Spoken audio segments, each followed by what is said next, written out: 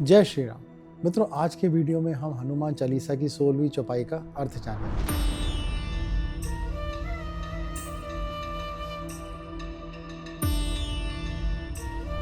चौपाई है तुम उपकार सुग्रीव रही कीना, राम मिलाए राजपत दीना। यहाँ जो कीवर्ड है वो है उपकार, जिसका मतलब होता है निस्वार्थ भाव से किसी का भला, सहायता या कृपा करना। हनुमान जी जानते थे कि सुग्रीव जो हैं वो एक अच्छे व्यक्ति हैं और उनका भाई बाली उनके साथ गलत कर रहा है। इसीलिए ये हनुमान जी ने अपना धर्म समझा कि वो सुग्रीव की सहायता करें। आजकल के समय में भी कुछ लोग दूसरों की सहायता करते हैं, लेकिन उसमें हमेशा उनका कोई ना कोई मोटिव छिपा होता है, फिर चाहे वो सिर्फ यह दिखावा करना हो कि वो कितने दयालु हैं। लेकिन उपकार का मतलब होता है बिना किसी स्वार्थ के सेल्फलेसली किसी की सहायता करना। तो अब जब हम कीवर्ड समझ चुके हैं तो चौपाई का अर्थ जानते हैं। यहाँ तुलसीदास जी हनुमान जी के उस उपकार को याद करते हैं जब उन्होंने सुग्रीव को श्री राम से मिलवाया था और उनका राज्य उन्हें बाली से वापस दिलवाया था। तो ये कहानी शुरू होती है जब बाली किष्किंधा का राजा था और सुग्रीव उनके छोटे भाई थे और उसके साथ ही महल में रहते थे। बाली को ब्रह्मा जी से वरदान मिला हुआ था कि वह जिससे भी लड़ेगा उसकी आदि शक्ति बाली को मिल जाएगी। इसी वरदान की वजह से बाली को हराना लगभग नामुमकिन था।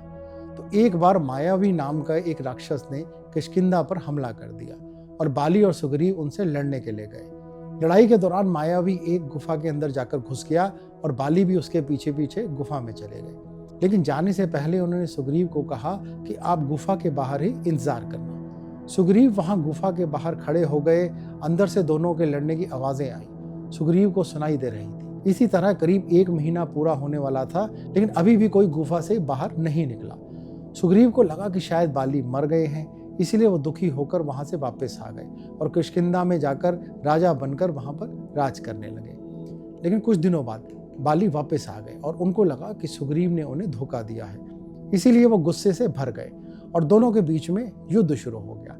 अब क्योंकि बाली सुग्रीव से कहीं ज्यादा ताकतवर थे, इसीलिए उन्होंने सुग्रीव को हरा दिया और सुग्रीव से उनका राजपाट और उनकी पत्नी छीन ली।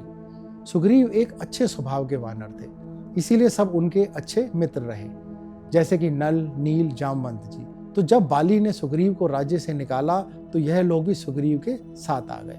यह सब मिलकर ऋषिमुख नामक पर्वत पर जाकर रहने लगे, क्योंकि एक श्राप के चलते बाली वहां पर नहीं जा सकता था। कुछ दिनों बाद सुग्रीव हनुमान जी से मिलते हैं और वो दोनों अच्छे मित्र बन जाते हैं और सुग्रीव हनुमान जी को अपना मंत्री बना लेते हैं। ऐसे ही काफी समय बीत जाता है। फिर एक दिन 2 लोग वनवासियों के वेश में वहां आते हैं। यह दोनों लोग थे श्री राम और लक्ष्मण जी। यहाँ पर हनुमान जी पहली बार श्री राम और लक्ष्मण जी से मिलते हैं और उन्हें सुग्रीव के पास ले जाते हैं। श्री राम सुग्रीव को अपनी समस्या बताते हैं और सुग्रीव उनकी मदद करने के लिए तैयार भी हो जाते हैं। लेकिन बदले में वह श्री राम से कहते हैं कि मुझे आपकी भी मदद चाहिए। वह चाहते हैं कि श्री राम बाली को हराने में उनकी मदद करें। श्री राम ऐसा करने के लिए तैयार हो जाते हैं और जब बाली और सुग्रीव की लड़ाई होती है तो श्री राम छिपकर बाली पर बाण चला देते हैं। अब कुछ लोगों के मन में यह सवाल आया होगा कि श्री राम तो धर्म के प्रतीक थे, तो फिर उन्होंने बाली के पीठ पर वार क्यों किया, जो कि युद्ध के नियमों के विपरीत था। तो इसका पहला कारण यह है कि बाली खुद भी कोई धर्मात्मा नहीं था। उसने सुग्रीव की पत्नी को उनसे छीन लिया था और यह एक बहुत ही बड़ा अपराध और अधर्म था, जिसकी सजा केवल मृत्यु ही थी।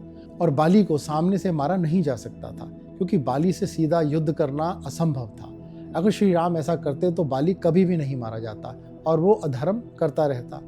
बाली ने भी श्री राम से यही सवाल किया था कि उन्होंने उसको इस तरह छल से छिपकर क्यों मारा। तब श्री राम ने उनको यही जवाब दिया कि तुमने दूसरे की पत्नी को छीनकर बहुत ही बड़ा अधर्म किया है और मैंने तुमको इसी अधर्म की सजा दी है। मेरी तुमसे कोई व्यक्तिगत दुश्मनी तो है नहीं। यह काम मैंने सिर्फ धर्म की रक्षा के लिए किया है, क्योंकि क्षत्रियों का कर्तव्य है अधर्मियों को मारकर समाज में धर्म की स्थापना करना। धरती पर सदैव धर्म की रक्षा हो, इसके लिए कहीं ना कहीं हमें कुछ नियमों को तोड़ना पड़ता है और साम, दाम, दंड, भेद सब लगाना पड़ता है। इसके कई उदाहरण आपको महाभारत में भी मिल जाएंगे, जब श्री कृष्ण ने कई बार युक्ति का प्रयोग करके कौरवों को कमजोर किया था।